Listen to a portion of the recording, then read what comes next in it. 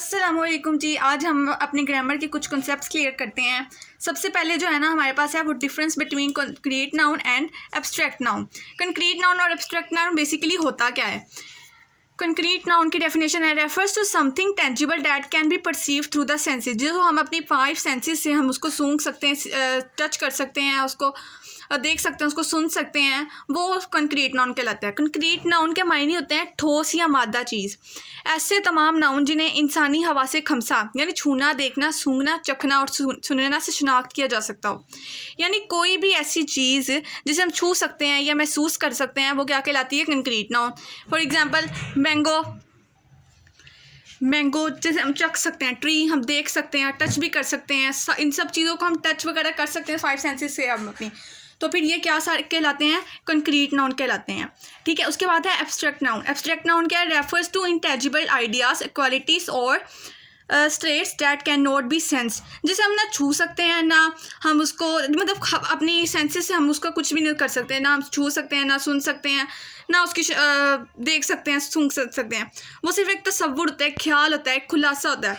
ऐसे अल्फाज जो किसी तसव्वुर, ख्याल, कैफियत या एहसास का नाम हो, जिन्हें ना हम देख सकते हो ना ही महसूस कर सकते हो। मसलन करेज, ट्रूथ, बहादुरी, ऑनेस्टी, इस तरह के जैसे love, happiness, freedom, Joy, sadness, ये सारी जो चीज़ें जिनको हम महसूस नहीं कर सकते वो क्या कहलाती हैं?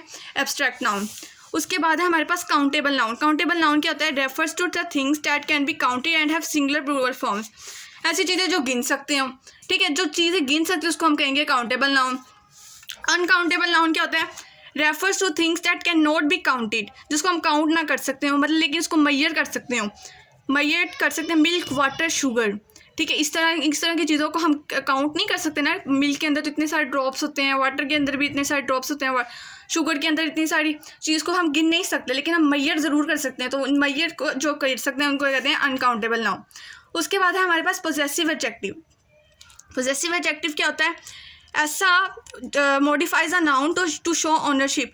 ऐसा नाउन जो ऑनरशिप को शो करता हो। ऑनरशिप क्या होता है? मलकियत को शो करता हो। अब पॉजेसिव एडजेक्टिव और पॉजेसिव प्रोनाउन में फ़र्क क्या है? अब ये है पॉजेसिव एडजेक्टिव और पॉजेसिव प्रोनाउन। ये है पॉजेसिव एडजेक्टिव और ये है पॉजेसिव प्रोनाउन। ये यहाँ पे लिखा हुआ है पॉजेसिव एडजेक्टिव और ये पॉजेसिव प्रोनाउन। जिसके साथ नाउन आ जाए ना, ये माई है, माई के साथ नाउन, आवर है उसके साथ नाउन, योर है उसके साथ नाउन, जिसके साथ एक नाउन आ जाए ना वो होता है पॉजेसिव एडजेक्टिव। और जिसके साथ नाउन ना आए वो अकेला ही है। माई, दिस इज़ माई, ये मेरा है। उसके साथ था this is my pen, first करने। ठीक है। This is my pen, pen हमारे पास नाउन आ गया। ठीक है। तो इसके मतलब ये पॉजेसिव एडजेक्टिव होगी। नाउन जहाँ पे आए वो एडजेक्टिव हो जाता है। ठीक है।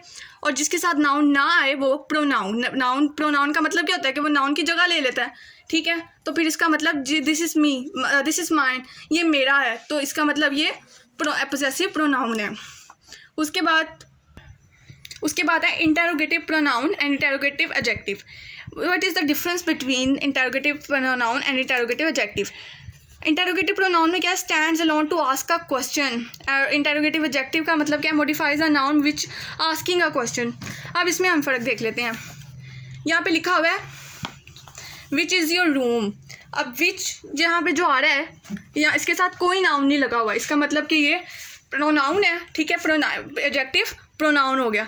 अब इसके साथ लगा हुआ है इन विच कॉलेज, कॉलेज नाउन है, जिसके साथ नाउन आएगा वो क्या होगा? एडजेक्टिव। तो ये क्या हो गया? इंटरोगेटिव एडजेक्टिव हो गया। उसके बाद है डिमॉन्स्ट्रेटिव एडजेक्टिव और डिमॉन्स्ट्रेटिव प्रोनाउन। इसमें क्या फ़र्क है? उसके साथ जिसके साथ नाउन आ जाए वो डिमॉन्स्ट्रेटिव एडजेक्टिव, जिसके साथ नाउन ना आए वो डिमॉन्स्ट्रेटिव प्रोनाउन है। Simple this that. उसके बाद है रिलेटिव प्रोनाउन, रिश्तेदार जी। इसमें क्या होता है कि अगर हमारे पास है एक क्वेश्चन है who is knocking at the door, ये इंटरोगेटिव प्रोनाउन है। लेकिन अगर हमारे पास क्वेश्चन एक आए I saw Mariam who is knocking at the door, तो ये हु जो बीच वाला हु आए ना उसको हम कहेंगे रिलेटिव प्रोनाउन।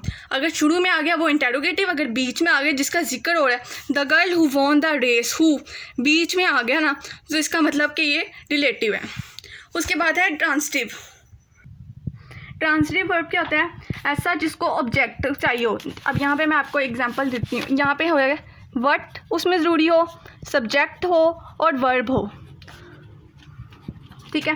अब है she wrote a letter, transitive verb में ये 3 चीज़ें ज़रूरी हैं।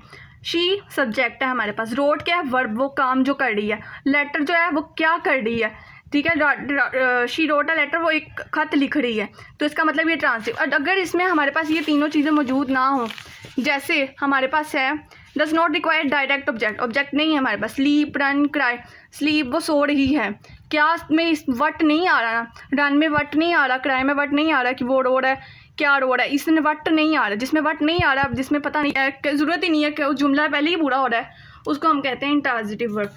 तो उम्मीद है आपको ये वीडियो समझ आई होगी, आपके कॉन्सेप्ट्स क्लियर हुए होंगे। अगर आप कॉन्सेप्ट्स क्लियर हुए तो अब भी बताएं कमेंट सेक्शन में, नहीं हुए तो अब भी बताएं कमेंट सेक्शन में।